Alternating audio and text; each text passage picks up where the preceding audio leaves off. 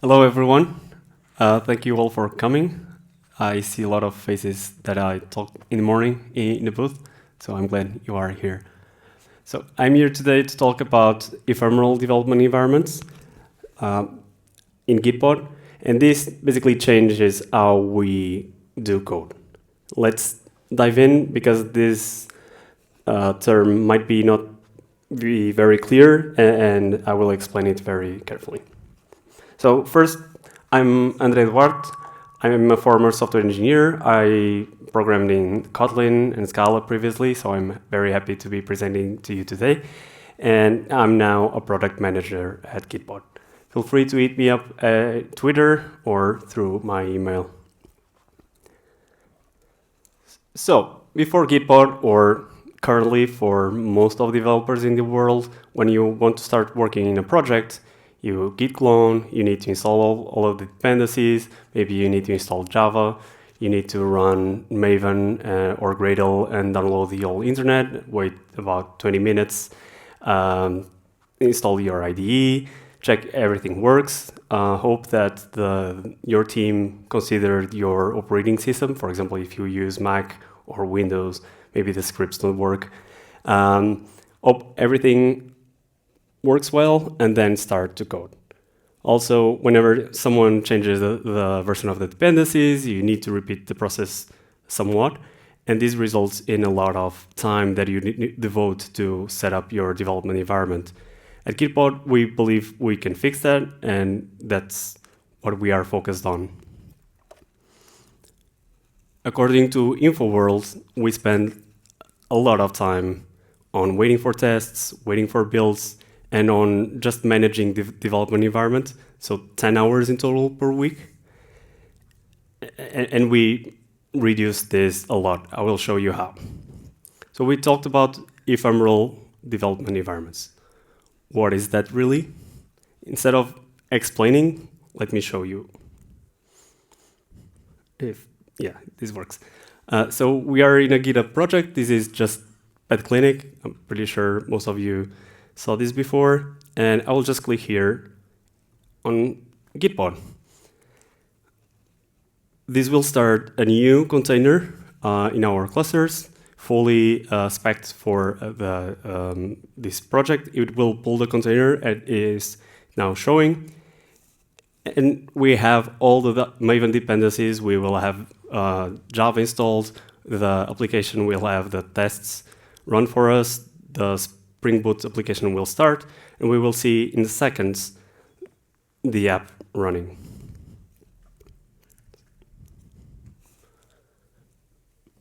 So it's just finalizing the Spring Boot run, but all the dependencies were already there.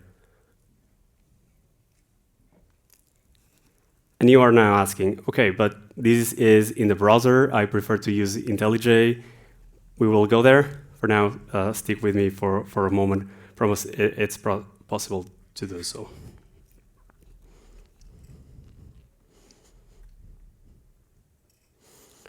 I can, in the meantime, check the source code. Everything works as normal, as you would expect from a local development environment. I can, for example, I don't know, sudo apt-get install, cowsay, and fortune. Well, the typical ones. And you have sudo. You can, in another terminal tab, run, I don't know, Mongo in Docker, and pulls the images, runs a fully fledged machine, Linux machine, for you to work as you would locally. Spring Boot doesn't want this to start, though.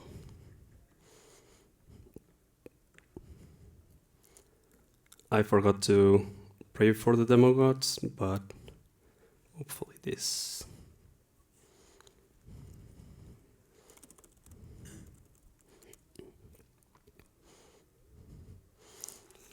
It's getting there, the application.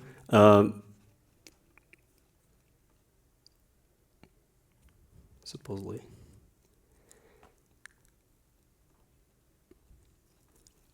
well, it's working. I'm not sure why it's not loading the CSS.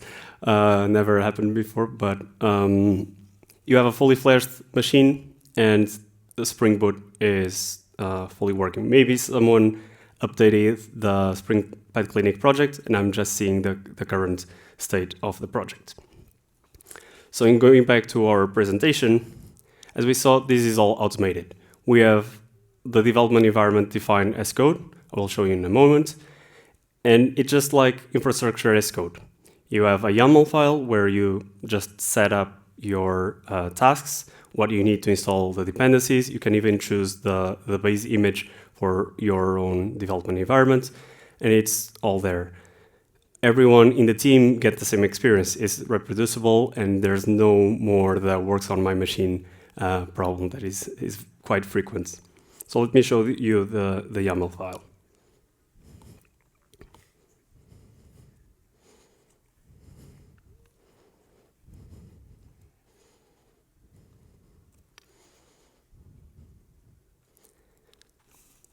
Can you all read this?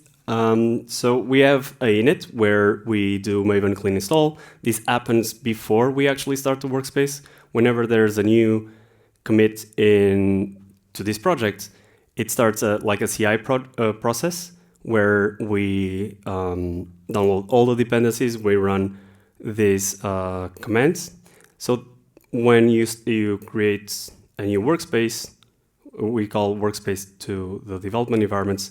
When you click here, all that is already set up, and we only need to run the other command, which is Maven Spring Boot run, and that's why it's so fast compared to the local development.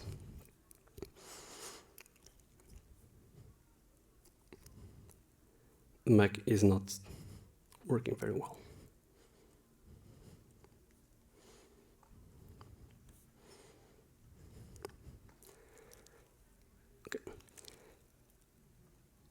Also, Gitpod or the development environments and the workspaces are ephemeral. Anytime you start a new task, you can start one new workspace that is fresh. It has all the dependencies re-downloaded, but it's just there for you to start right away. You can, for example, be developing something, running the test, waiting for the build to finish, and then you just go check a code review, open a separate one, you check in the IDE, you finish the code review, and go back to your initial task. Or you could, for example, try to install something new. You are not sure if you should do that. Sometimes when we are locally developing, we install something or change some configuration, and then we work it. And here, you can always start fresh. You know that you can test new things without compromising your ability to code. This aspect is very important with the one environment per task, and brings a lot of productivity that is only fully realized after we really try this and after we experience it, really. So we have talked about how the development environment is similar to everyone in the team. It's defined as code, and everyone has the same good experience and has the same setup. But of course, as developers, we all want different IDEs or different configurations, different extensions, and we allow all of that in Gitbot. For example, you can set your extensions. If this allows me to change to the GitHub.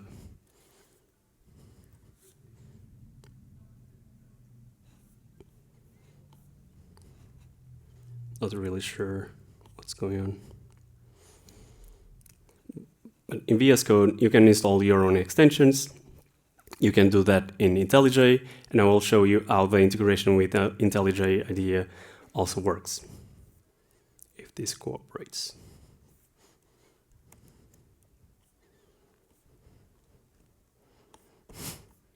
Sorry.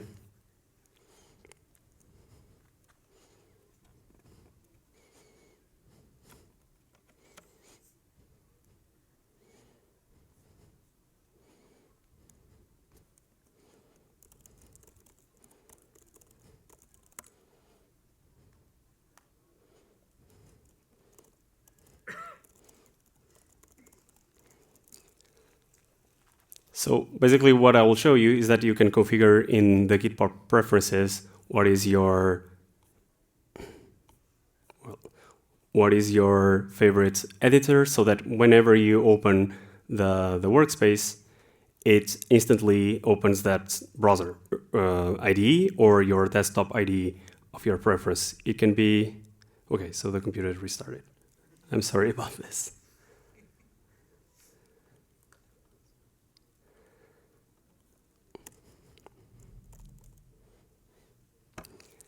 I will just continue without relying on the slides. So you can set the IDEs. Currently, we have IDEA, we have PyCharm, we have Golang, PHP Storm. The idea is that we have the full suite of JetBrains IDEs, and we have others because we want to provide the developers with the choice of their preferred IDE. We want them to use their preferred extensions and also their themes. Let me try this again.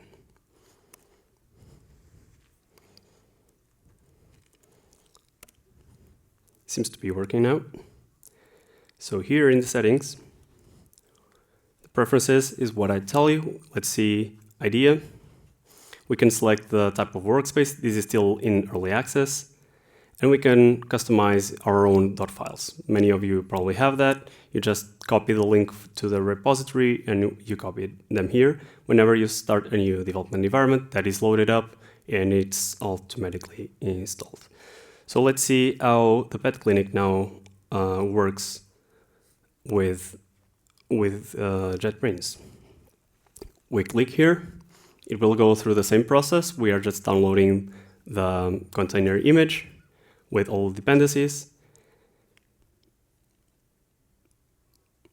Notice it mentions here prebuild, which is what we call to the dependencies being previously built, and it will hopefully open JetBrains.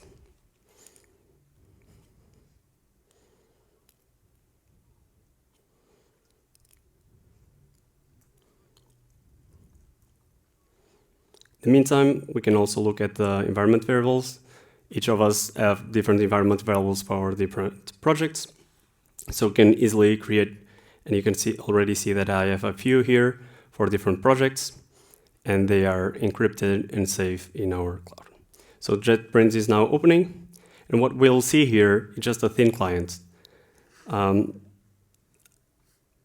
This wouldn't be possible battery-wise if it was not the thin client. Everything, even the terminal, is running in this remote container. We can do the same things we did before with sudo.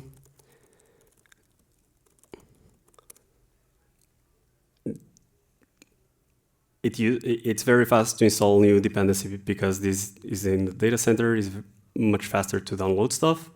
We can just code as we would in any other project. We also already warmed up the indexes for JetBrains so that it's pretty fast.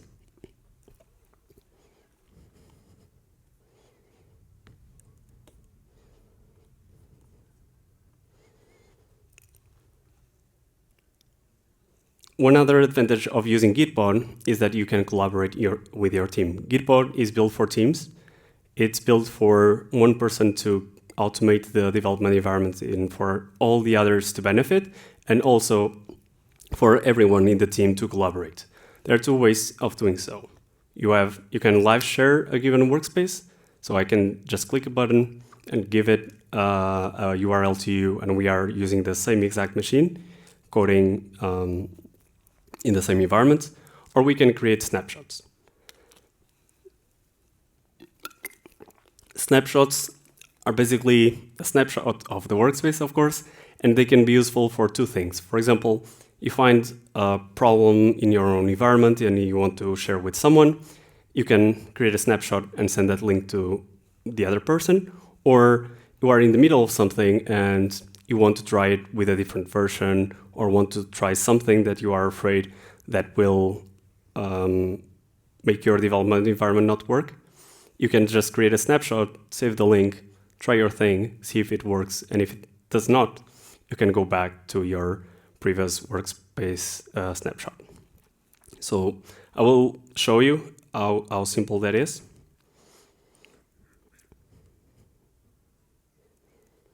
So we just go to the command palette and share workspace snapshot.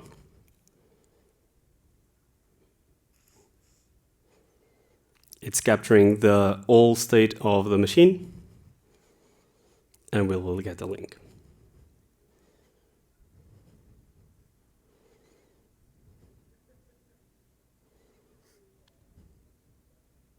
You can do this in VS Code, you can do this in JetBrains, you can do this from the list of workspaces. We started quite a few already, and also in the morning.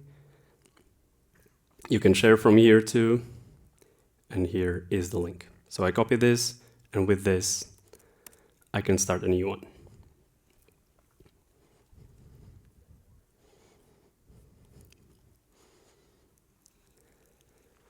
Development environments with Gitpod are also more secure.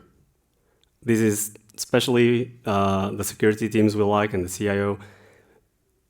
The proprietary, the intellectual property of the company never gets out of the cloud, never leaves the trusted data centers of Gitbot, or in case it's self-hosted, of the actual company.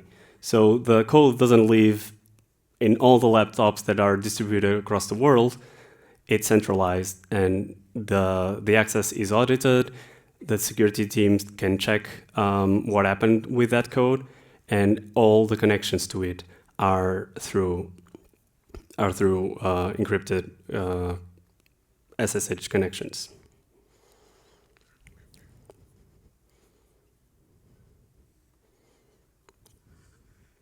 So I will close now IntelliJ. This is through the JetBrains gateway, and you can also create workspaces from here and see all the workspaces.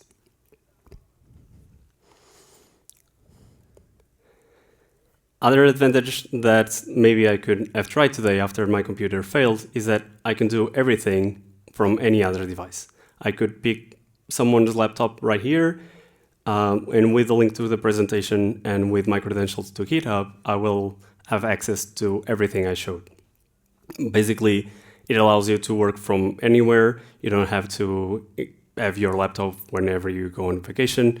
With just your iPad, even your phone, your car, if it has a browser, you could just code from literally anywhere, and with always the same experience. You get the fully blown machine, the same configurations, except of course the desktop IDs, but everything you need to code, it's right there ready for you.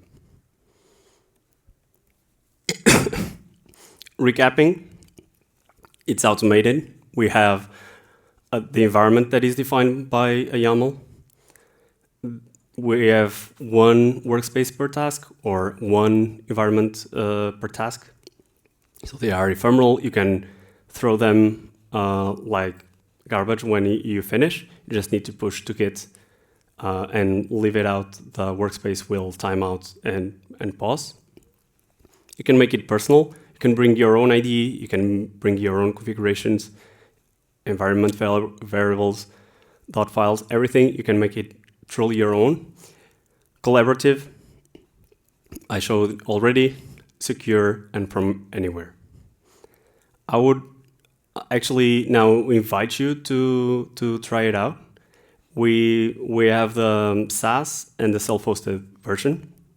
The SaaS is the easiest to start, and you get 50 hours per month to try it. So by hitting gitpod.new, you can see how it works for you. You can even do it in your phone, and you get an empty repository in a fully blown machine. If your company has concerns about where the code is hosted or any other concerns and prefers to self-host it, we do that too. We have the community license, which is also free up to 10 users and fully featured. And we also offer support for bigger installations. So try it, let me know, and I'm here to hear all your questions.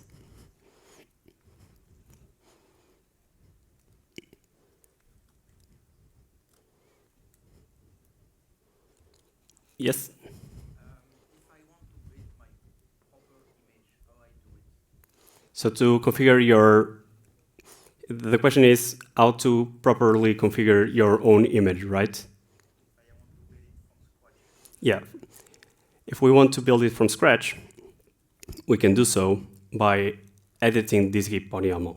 So for example, let's change this image. We have the project open here, and we have the Gitpod YAML, and we can do everything from here. Imagine we want, let me just close Grammarly. We can define image setting here, and we can either use a reference to a Docker image that exists in Docker Hub or a link to a file. Just by doing this and creating the file,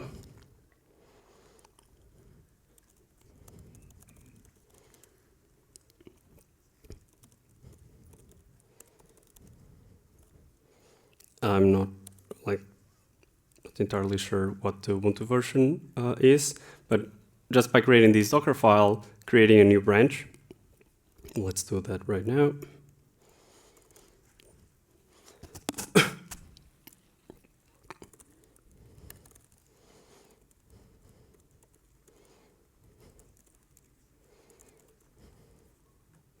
I'm just creating a new branch, committing, and pushing.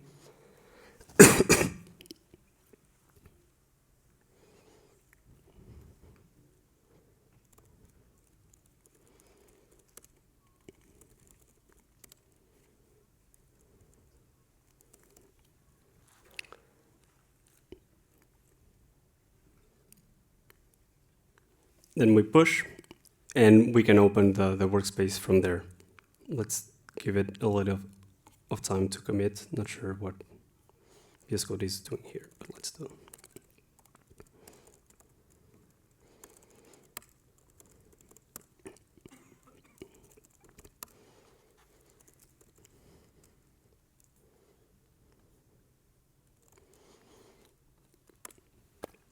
So it's pushed.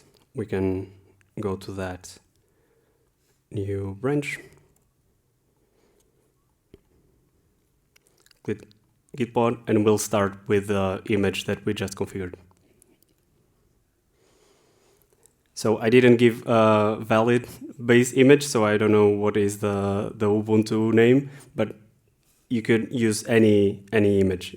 Would you prefer to use any specific?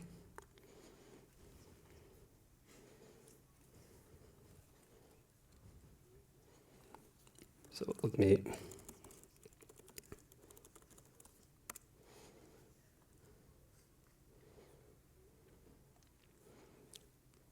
So let's take, for example, this one.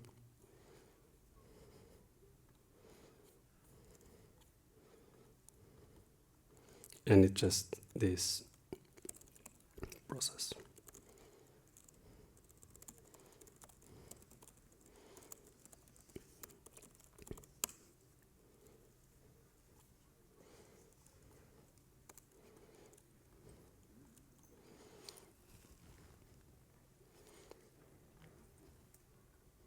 And we just open it. Of course, there's no Java install here, and we won't be able to work with this, but the concept is the same. You just create this file or directly set this here. In this case, I could also use, for example, Gitpod IO workspace full or base. Let me check if this is a valid image.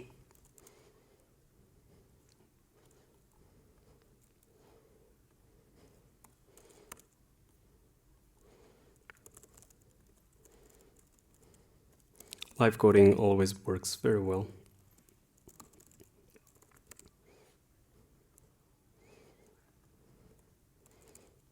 Yeah, it's a good image. And we can just commit and push. So it's all based on GitHub and on Git. Sorry. And you push to the code repository, you load it again, and you have the image you want. I have made a custom image for a side project I have. For the rest, we have plenty of images that are built specifically ready for Gitpod, specifically for Java, for Ruby, for Go. All of those can be found in our docs.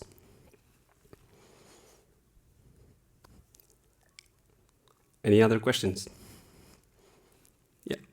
So if someone shares their workspace with me, can I still use my own preferences and dot files and stuff? So the question is whether when we share the workspace, if we can still use our personal configurations and dot files, for example. In that case, the preferences are defined when you start the workspace. So the dot files are loaded during that step. But you can use the VS Code desktop or the VS Code. You can choose the IDE. But the dot files are from the original creator, not from the person that joins after. Because in essence, this is just a machine that gets configured and then someone joins and gets access to it. That was, yeah. Okay, my name is Daniel. What's the difference between Gitbot Mm-hmm. and Visual Studio Code Spaces? Yeah, so the question is, what's the difference between Gitpod and GitHub code spaces? Yeah. Gitpod is basically building the same product and creating or building to solve the same. It's building to solve the same problem. Code Spaces is tied to GitHub and to Azure, and it works very nice. And we are happy that they also identified this gap in the market and launched it. We differentiate by being pro-choice. Basically, you can choose your own IDE. You can choose whether you are SaaS or you self-host.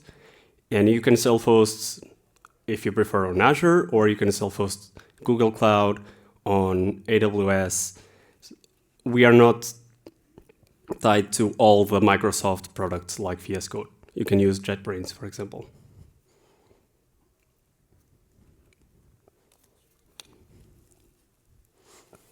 If I understood correctly, you can use any remote repository service, not limited to GitHub? Yeah, Gitbot is compatible. Not all currently. We are compatible with GitHub, GitLab, and Bitbucket. And you can also use the self-hosted versions of these products.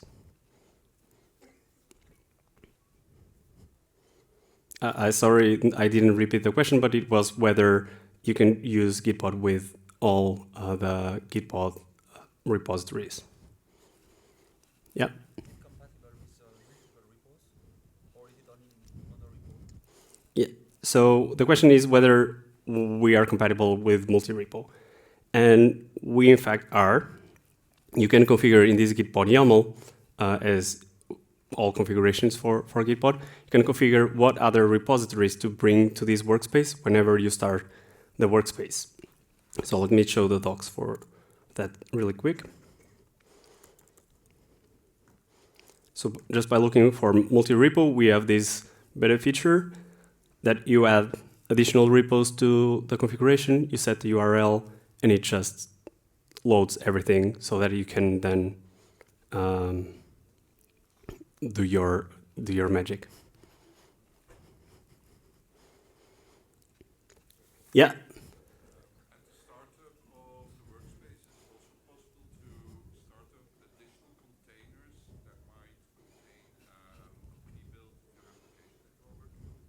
Yeah, you can basically do everything you would in a Linux machine.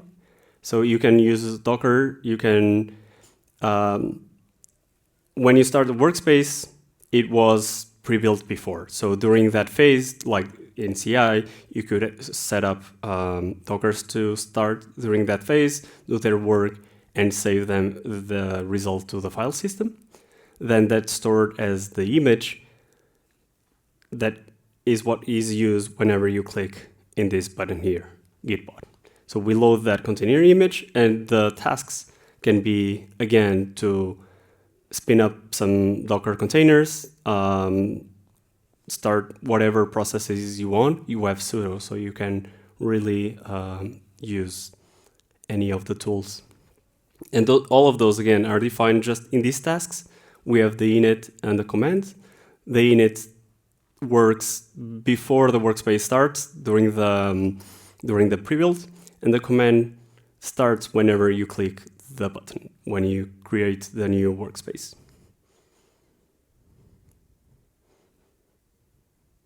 Good. Okay. Yes. Can workspaces communicate between each other while running?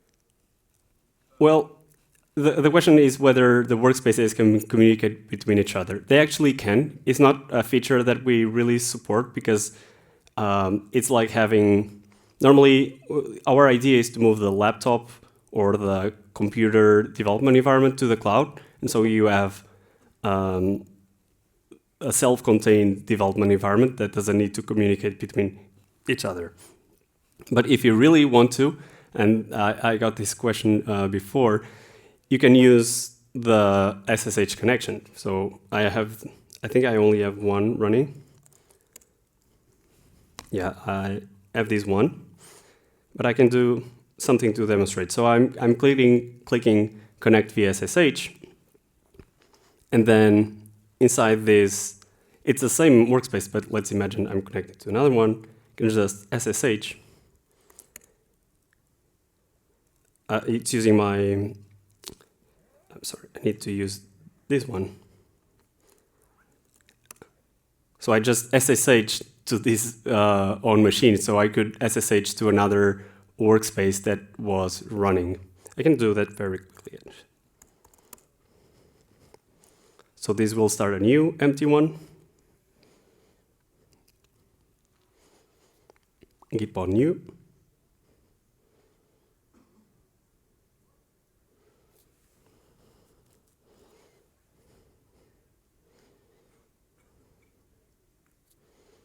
And whenever it starts, I just put the SSH command to connect to the other. You could have that automated by having SSH connections in your Gitpod YAML.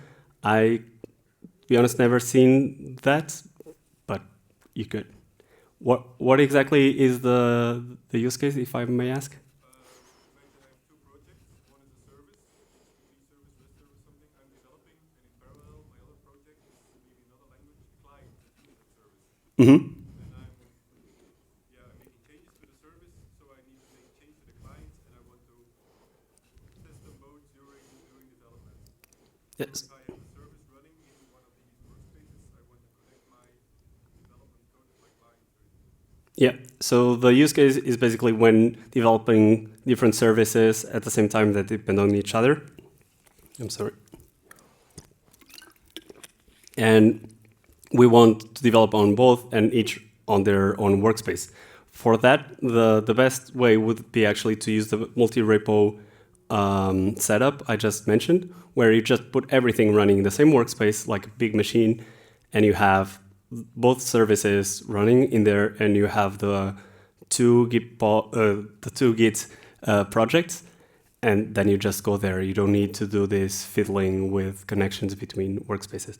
Well, this opens in IntelliJ IDEA because it's my preference, and if I just SSH here, and I need to, probably the security guy at the company is mad at me by putting this out loud here, but well, it's connected to SSH to the other workspace. Let me shut it up.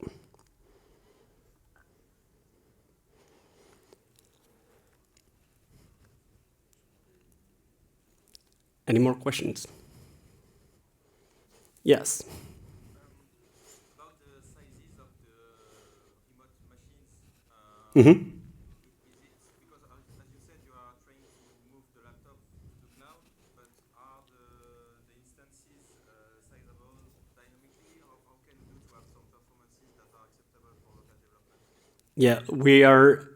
That's a great question. The question is, if how do we manage the resources in these machines? Because if we want to move the laptop to the cloud, like the laptops normally are very beefy. They have a lot of RAM, a lot of CPU, and so how can we do this in the cloud? So we are launching this new feature that you also can set the preferences. Let me increase the size of this. You can choose the size of your own workspace. So the standard is 4 cores, 8 gigabytes of memory, and you have the large. We will have more very soon. And all projects that you start will just use this configuration to match what your laptop would be. And does it work also for self-hosted version?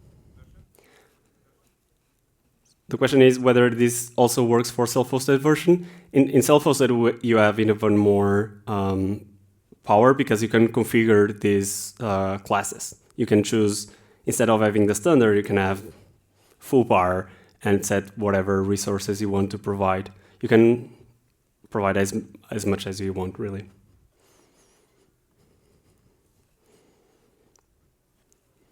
A lot of great questions. Thank you. Any others? We still have plenty of time for those. Yes? Do you need to have your IDE installed on your laptop or not? So the question is, It's opened in, I think, your local? yeah. So the question is whether we need the IDE to be installed locally. And the answer is it depends. So you can always use the browser. For example, I have one running. I have this running, and it opened in IntelliJ, right? But it's always possible to open it in the browser. If you select VS Code browser, you don't need to have anything installed. If you select VS Code, it will try to open locally, but you don't need to. That's basically the answer. And something that is also particular to the JetBrains ones is that you only need to have the gateway. Is their new product for remote development. You have the JetBrains gateway installed, and it automatically installs the IDE, the Golang or RubyMine, depending on what you asked for. It automatically downloads and starts.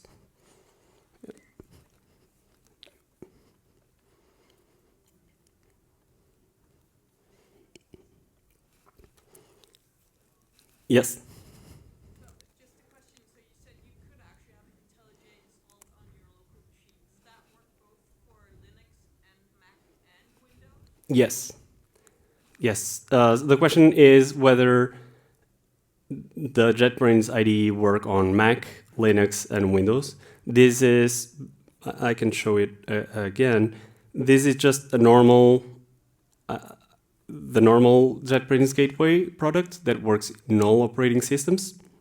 Then we trigger the gateway to open the thin client that is the IDE and connects to our servers. So the gateway product is this, and we partnered with them. We have Gitbot right here, and this is the only thing you need installed, and it works in all operating systems. Yes? So I just tried for my phone, but Yeah. this is pretty much like having a virtual private server with an IDE, right? Or am I? So the question is what's the difference between this and a virtual private service with the IDE running? The biggest difference is the ephemerality. You can start one, and that's it. And in your virtual private one, you have the same problems of the works on my machine that you have in the local one. With Gitbot is automated, is development environment as code. So when you click a button, everyone in the team has the same experience, and they are disposable. You can throw them away and just work on the multiple projects you have separately. And you don't need to pay for the server during the whole time. It is also not running all the time. Yeah, I can show that. Basically, the idea, since this is all ephemeral, is that Gitpod workspaces live for the amount of time you need for them to work. So when I didn't stop these workspaces, but after some time they just pause and they are removed after 14 days and just pay for, or the bill is just for the hours you actively use the workspaces. And so we can start and stop whenever. You can stop this one, start this, or open it again. It just disposable and ephemeral. Yes. So if you accidentally forgot to commit and you stopped and you restarted, would it actually remember what you typed in? Yeah, that's a great question I should have answered. Whether if I forget to commit and if the workspace stops, do I lose my data? No.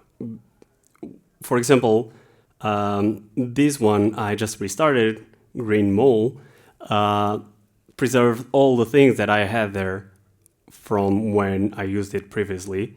And the workspaces is only deleted after 14 days. So you should have plenty of time to get back to your code, push it, and also whenever there are changes that are not committed, there's a big red warning here in this list. Yeah. Is there a possibility to also run these workspaces offline? The question is whether there's a possibility to run these workspaces offline. There's no official way of doing that. There's some labs project that allows to run it offline. It's currently not being actively developed, so the short answer is no, but kinda you can try. I will link that up.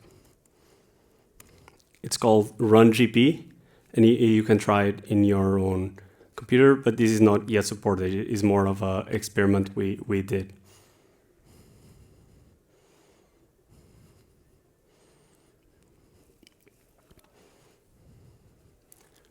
Really happy with all the enthusiasm, really.